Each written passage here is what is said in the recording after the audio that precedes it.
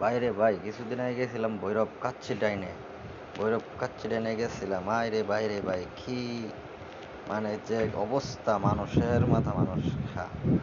যাইতে যেতে গেলাম, গিয়ে দেখি যে অনেক পরিমাণের মানুষ, বেশিরভাগই মেয়েরা ওইটার মধ্যে আইছে।